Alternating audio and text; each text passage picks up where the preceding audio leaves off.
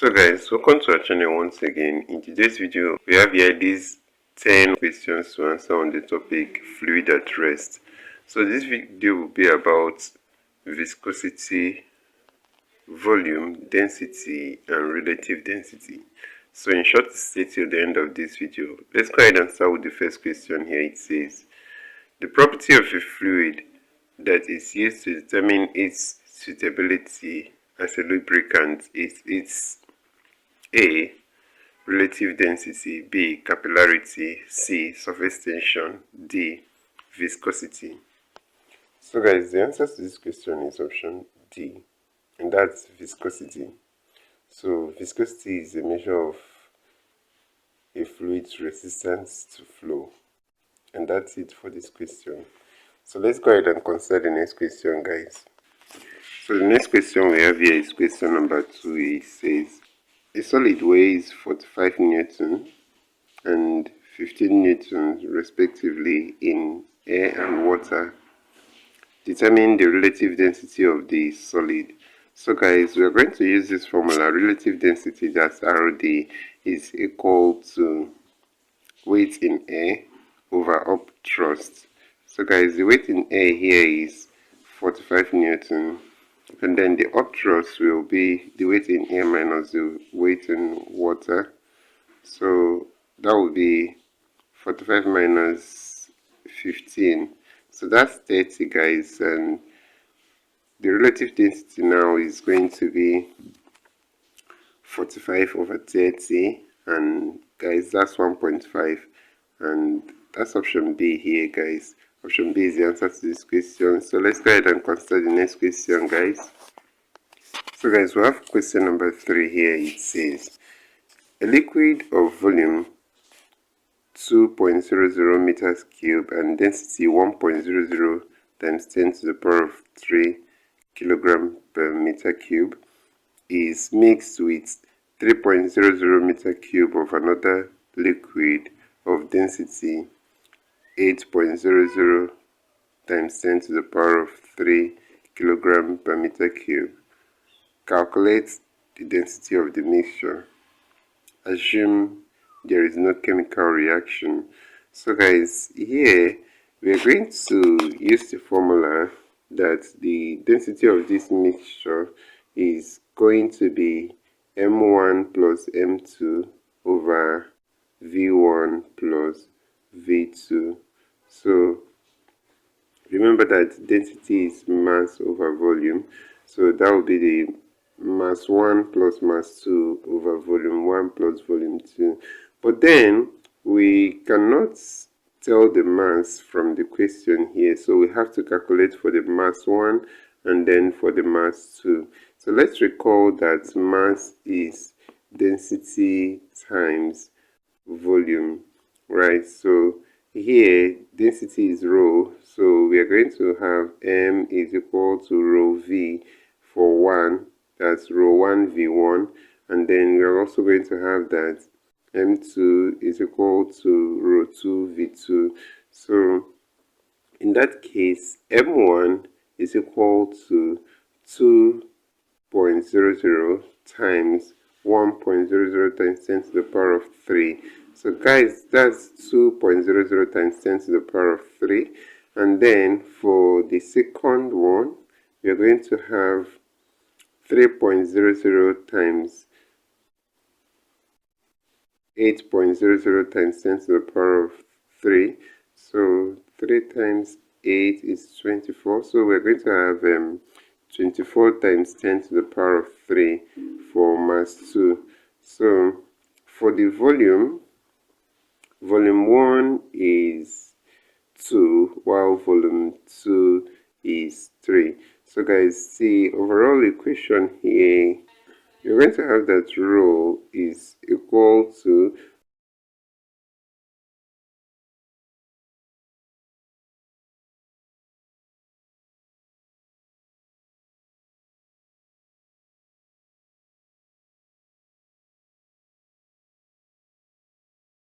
so this is over 5. So guys, when we calculate this together, we're going to have 5.2 times 10 to the power of 3 kilogram per meter cube.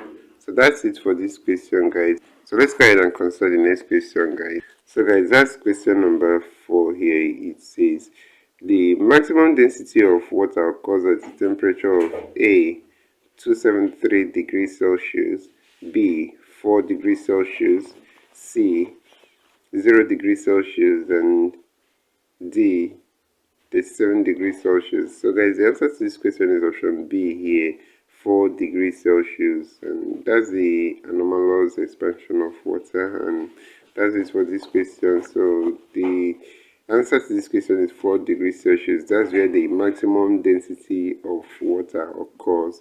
So let's go ahead and consider the next question. So guys, the next question here is question number 5. It says a quantity of water at 0 degrees Celsius is heated to 30 degrees Celsius.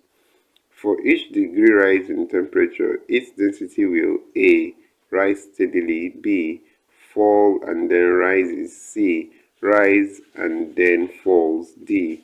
Fall steadily. So guys, the answer to this question is option C, rise and then fall. So we can recall that the maximum density of water is at 4 degrees Celsius. So guys, when you heat water from 0 degrees Celsius, the density keeps rising as the temperature keeps increasing until it gets to 4 degrees Celsius, where you have the maximum density. Then afterwards, the density starts to fall as the temperature increases above the 4 degrees Celsius. So that's the anomalous behavior of water that we just talked about, and that's it for this question. Option C is the answer to this question. So let's go ahead and consider the next question, guys.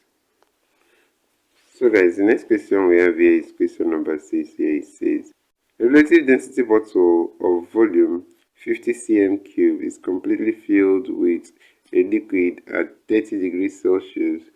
It is then heated to 80 degrees Celsius such that 0.75 cm cube of the liquid is expelled. Calculate the apparent cube expansivity of the liquid.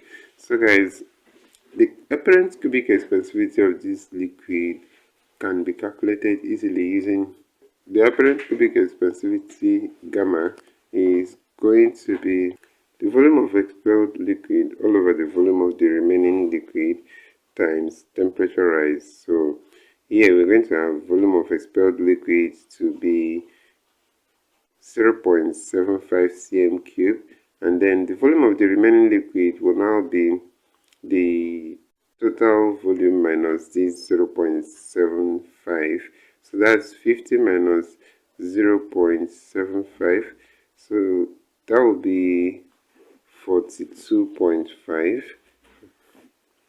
So this will be multiplied by the temperature rise. So the temperature actually increased from 30 degrees Celsius to 80 degrees Celsius.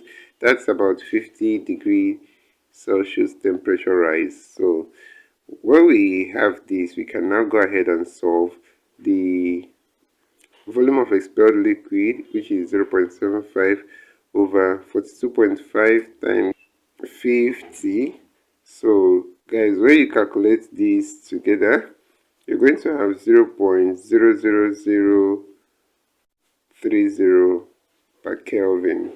So that's the cubic expansivity of this liquid, and that's option A here, guys. So let's go ahead and consider the next question.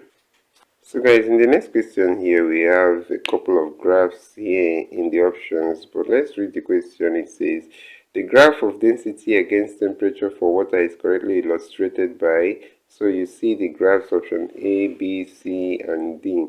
So guys, if you have this question, this is just a walkaway or walkover question. So all you just need to do is study the graph and then you get the answer correctly. So you see temperature rising from 0 degrees Celsius, and then you see when it gets to 4 degrees Celsius and keeps rising. So you also notice the graph plotted for density here, that the graph went up a curve, and then after 4 degrees Celsius it started coming down. So this illustrates the anomalous behavior of water, where the density rises as the temperature is rising and then starts coming down as the temperature passes 4 degrees Celsius. So you see that in option A. So option A is obviously the answer to this question. And that's it for this question. Let's go ahead and consider the next question, guys. So the next question we have here is question number 8. It says, which of the following devices is used to determine the relative density of an acid? We have A, hydrometer, B, hygrometer, C, hypsometer, and D, manometer. So guys, the answer to this question is option A, hydrometer. So let's go ahead and consider the next question. So that's question number 9 here. It says an object weighs 60 newtons in air, 48.2 newton in a certain liquid X, and 44.9 newton in water. Calculate the relative density of X. So guys, an easy way we are going to calculate for this is finding the upthrust in X and that in water. So we are going to do the weight of the object in air minus the one in X over the weight of the object in air minus the one in water. So that would be 60 newtons minus 48.2 newtons over 60 newtons minus 44.9 newton. So guys, when we calculate this, we're going to have 0.782, and that's option A here. So let's go ahead and consider the next and last question for us here today. So that's question number 10 here. It says, a student measures the volume of a liquid using a measuring cylinder.